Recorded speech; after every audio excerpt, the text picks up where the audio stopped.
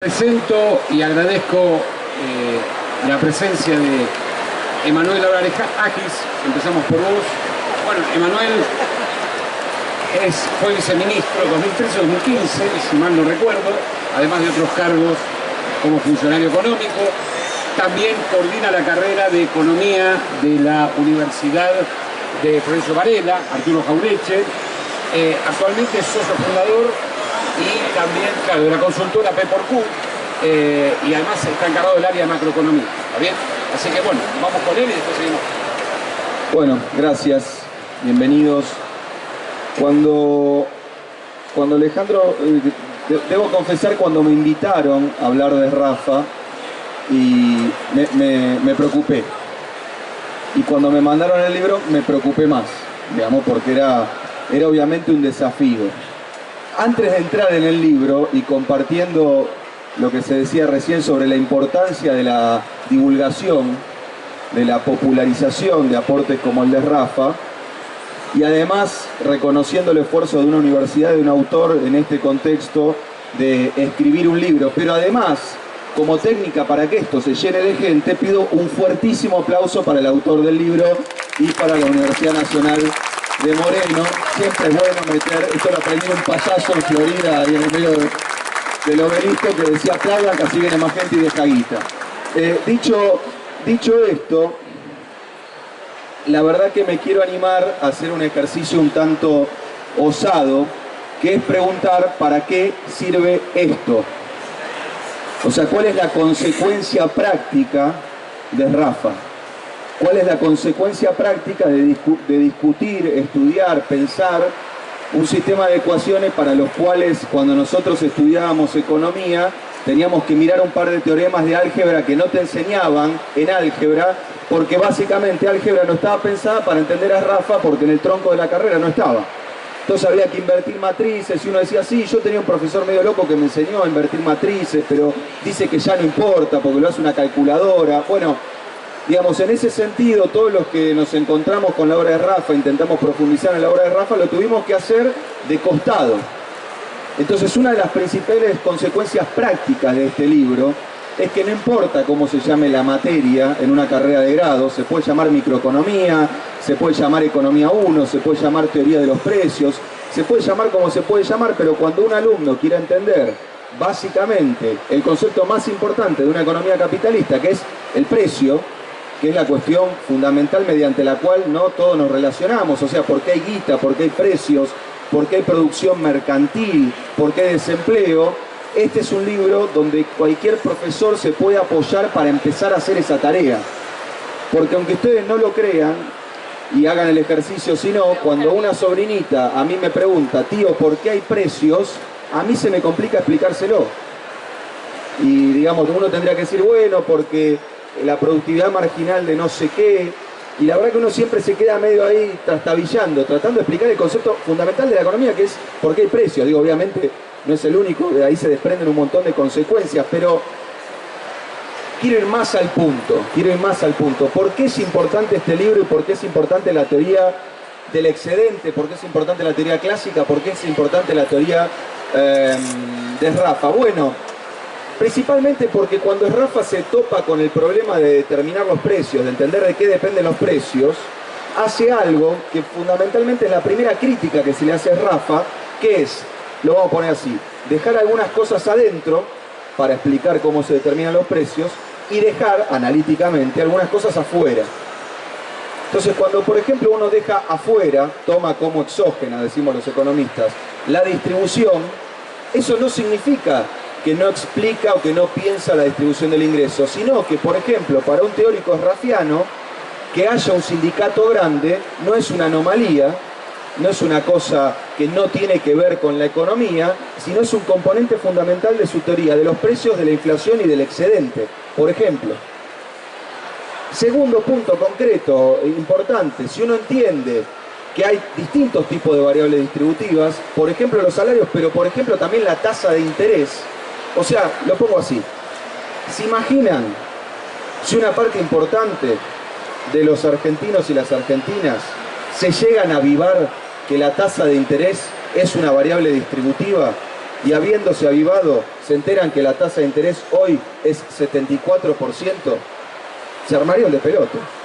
Digamos, porque estaríamos entendiendo que en esa política, en esa supuesta política antiinflacionaria, hay, contrabandeada teóricamente, una discusión y una resolución del conflicto distributivo. De la misma manera, en el libro que citaba Alejandro, imagínense si nos enteramos, en la teoría, no en la realidad, porque en la realidad nos enteramos todo el tiempo, que el tipo de cambio es una variable distributiva. Imagínense si enterándonos que la tasa de interés es una variable distributiva y seguimos algunos de los aportes de los teóricos que se han tomado en serio Rafa, empezamos a entender que tal vez paradójicamente si uno sube la tasa de interés, lo que puede hacer es meter una presión de costos que suba los precios. Y empezamos a descubrir paradojas tales como que sube y sube la tasa de interés y en vez de bajar la inflación, sube y sube la inflación. Una cosa que si se llegan a enterar algunos que están haciendo la política económica ahora, quedarían absolutamente estupefactos, ¿no? Estupefactos. Entonces, esto que es resolver un sistema de ecuaciones, esto que es que entender cómo la técnica afecta a los precios, cómo las relaciones de producción afectan a los precios, cómo hay que pensar las cantidades por un lado y los precios por otro, cómo las condiciones de la oferta determinan la distribución del ingreso mediante un mecanismo de precios y cómo las condiciones y la dinámica de la demanda determinan el nivel de actividad en el cual el sistema se posiciona, tiene una consecuencia práctica directa, importantísima, es un parteaguas en la discusión.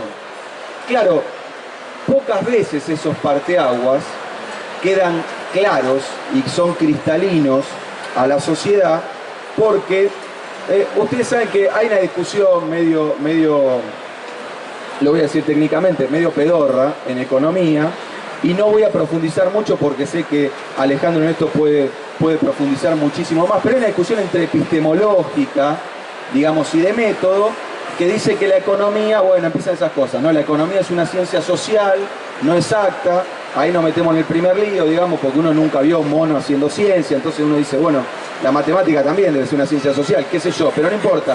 Hay una especie de distinción y ahí aparece algún economista muy preocupado por la diversidad y por la reflexión que dice, bueno, en realidad la economía es muy particular porque es una ciencia social donde uno no puede experimentar con su objeto. Claro, se arman unos líos porque pues uno agarra un astrónomo y el tipo experimenta con cosas que están a millones de años luz y vos genuinamente le podrías decir a un economista, deberías tener un poquito más de precisión que un astrónomo, ¿no? Que tiene el fenómeno tan lejos, que lo mira con un periscopio, con un telescopio que creo que si mirás tardás no sé cuánto tiempo en ver a no sé cuánto dónde. Bueno, es mentira. Los economistas hacemos experimentos. Todo el tiempo hacemos experimentos. La diferencia es que los laboratorios son países y los ratones son personas. Entonces cuando los experimentos salen mal, pasa lo mismo que pasa cuando los ratones tienen un mal experimento, sufren un mal experimento, y bueno, el problema es que pasa de a millones. Por eso este tipo de libros tienen consecuencias prácticas muy concretas. Pero además, en la historia, como siempre las cosas se dan un poquito lejos del ideal teórico, es difícil encontrar experimentos de laboratorio, lo pongo así ahora un poquito simplificado. Salvo este último tiempo que nos toca vivir, donde para mí estamos asistiendo a un experimento económico de laboratorio impecable, si no fuera porque nosotros venimos siendo los ratones. ¿Qué tipo de experimento? Bueno, les quiero señalar uno solo, uno podría mirar varios, pero le quiero señalar uno solo, que puso en cuestión si la teoría de los precios relevante para encarar el principal problema económico argentino es la de Rafa o es la del equilibrio general balraciano o neo-balraciano. Dicho esto, y esto por eso se convierte en un experimento económico digno de ser estudiado, dicho esto por el propio autor y ejecutor del experimento económico. Déjenme machetearme para recordar bien el nombre. En abril de 2016, ubíquense ustedes ahí, se celebró la reunión anual de la Academia Nacional de Ciencias Económicas. Y fue invitado a esta reunión anual que se hace todos los años. Este segmento también se puede llamar Generando Amigos. Fue invitado Federico Sturzenegger, abril de 2016. Y Federico Sturzenegger tituló su intervención "El uso del concepto de equilibrio general en su aplicación a la política monetaria". O sea, un presidente del Banco Central, inaugurando su gestión en abril de 2016, decía: voy a explicar cómo el concepto del equilibrio general, o sea, lo que está en las antípodas de este libro, tiene una aplicación práctica a la teoría de la política monetaria y en particular a la teoría de la política antiinflacionaria. Y voy a citar el párrafo central de esa exposición que está colgada en la página del Banco Central y cualquiera lo puede mirar. Decía Sturzenegger: hagamos el ejemplo de un aumento de tarifas. Y decía: llevemos este evento al plano del equilibrio general. Allí el análisis requiere preguntarse algo más. En el ejercicio mental que proponemos hay un precio que sube, las tarifas. Pero por otro lado, incorporemos al análisis la restricción presupuestaria. Esa restricción se basa en que las familias tienen cierto ingreso nominal que no cambiamos, y ese es el ingreso que las familias tienen para gastar en todos los bienes. Entonces, dice Sturzenegger, abril de 2016, cuando un precio sube, las tarifas, es claro que la restricción presupuestaria implica que se puede gastar menos en los otros bienes y que el precio de estos bienes debería bajar. El resultado final, si asumimos que la demanda por saldos reales no cambia, es que los precios finales en promedio quedan constantes. En este caso, contestaría el economista que piensa en el equilibrio general, los efectos de las tarifas sobre los precios son nulos. O sea, dijo Federico Sturzenegger, tengo una teoría del equilibrio general que dice que la restricción presupuestaria, o sea, la guita que tenemos acá en el bolsillo de las familias, es fija, entonces si subo las tarifas van a bajar el resto de los precios, tal que la inflación va a ser cero. Bueno, traje los números porque no se acuerdan, porque fue hace como 1000 años, pero la devaluación en 2016 fue 60%. Las tarifas subieron 1200%. La meta de inflación era 25% y fue 40%. Parece que el experimento natural de aplicar la teoría del equilibrio general a la política monetaria salió un cachito, déjenme decirlo técnicamente, como el orto. Algo falló. Sturzenegger no leyó a Rafa. Quiero decir, si lo hubiese leído, si lo hubiese tomado en serio, lo hubiese estudiado, por ahí zafábamos de tener 40 puntos de inflación y 3 puntos de recesión. Es interesante que Sturzenegger en esa misma intervención cita un personaje que inventó De Pablo. Un personaje muy interesante que inventó De Pablo. Y voy a citar de vuelta por última vez, para que no me echen, a Federico Sturzenegger. Decía Sturzenegger, la exposición de Pablo empezaba con las desventuras de Juan Carlos Falacia, un personaje que entendía mal la economía y siempre terminaba patas para arriba. O sea, vino Juan Domingo Perdón, nos puso a Juan Carlos Falacia en el Banco Central y terminamos todos patas para arriba, no solo el presidente del Banco Central. Por eso este tipo de libros es tan importante, porque, como decía mi tocayo, Kant, no hay nada más práctico que una teoría. No hay nada más práctico. Vos te sentás ahí en el Banco Central y decís, che, ¿qué pasa si subo las tarifas? No es que mandás un tipo a hacer la cuenta.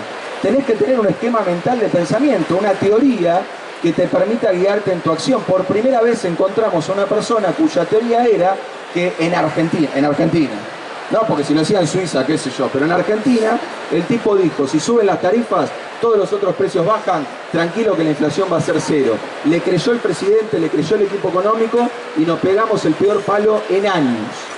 En años. Por eso estas discusiones de ecuaciones, de gente que escribió en los 60, en los 20, no tienen que ver con alguna especie de onanismo académico que nos lleva a revisar autores, citar, ver en qué día se publicó el libro, con quién charlaba, sino que tiene consecuencias prácticas increíbles. Si uno leyó a Rafa piensa que el tipo de cambio es una cosa, si uno leyó a Balrá piensa que el tipo de cambio es otra. Si uno leyó a Rafa piensa que la tasa de interés es una variable distributiva. si uno leyó Alra piensa que refleja o debe reflejar la productividad marginal del capital.